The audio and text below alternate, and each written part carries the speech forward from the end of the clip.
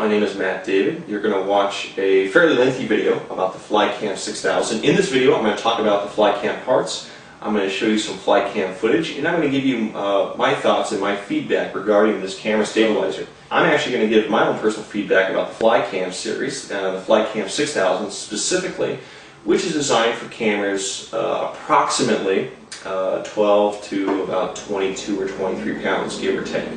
My camera rate is 18. I am a full-time law student. I go to Capital University just down the road, and I'm also a part-time videographer, which helps supplement, pay my very expensive tuition.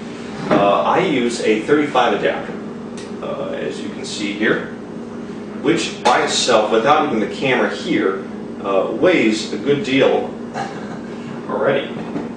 So when I put the camera on and I put the shotgun microphone on and I put all the other goodies I put on, my rig comes out to about 18 pounds, which is still fairly lightweight, but very few camera stabilizers out there support that type of weight.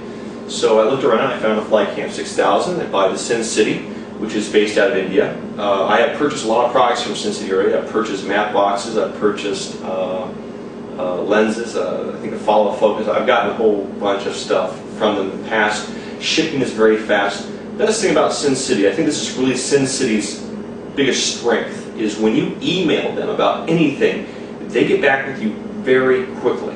Most customer services here in the US, you're not going to get that kind of response, and I think, if anything, that's their biggest asset right there. So anyways, without further ado, let me talk about the parts you get. We'll start with the obvious one, which is the sled. It's an all-metal construction with the gimbal. The strongest part, and my favorite part about the sled here, is the fact that you can balance her very quickly. I can have her balanced probably in about 5 minutes or less. Now that seems like a long time, but a lot of other camera stabilizers, I've heard horror stories about half an hour to 2 hours to balance it. This one balances very quickly, and you still need to balance it correctly, otherwise you're going to get a lot of weird inertia, or it's just not going to work properly. So you still need to take time to do it, but it's pretty quick. Now at the bottom, to counterbalance the top, of course you have these weights. You get actually two of them, which do a very nice job. Now, of course, naturally, you get a vest. You have to wear a vest with the Flycam 6000 because it weighs a lot, and unless you're Superman, you're not going to be able to hold it up.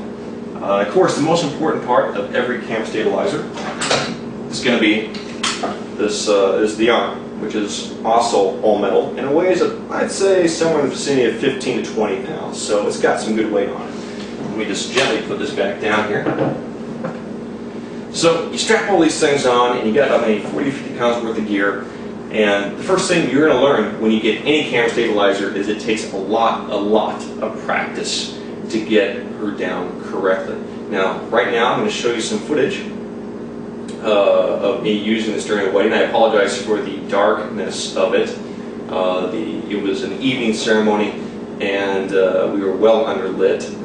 But as you can see, not too bad. Bride arrives, I can move around, no big deal. Second shot you're going to see here is going to be from a short film that we did. I had to follow a guy, and he's running, and one of the problems we had is it was icy, it was slick, I had no footing. Every other foot I seemed to be sliding on, but she held up pretty well, and I was very impressed with the results. The last thing I want to show is basically what you're looking at right now, which is the stand which holds the Steadicam, and it's a nice little deal there. Great thing to put when you have it on there. I don't think enough companies sell things like this. Sin City offers this, and I tell you, when you need some downtime between shoots, it is a lifesaver because you will get worn out wearing all this equipment.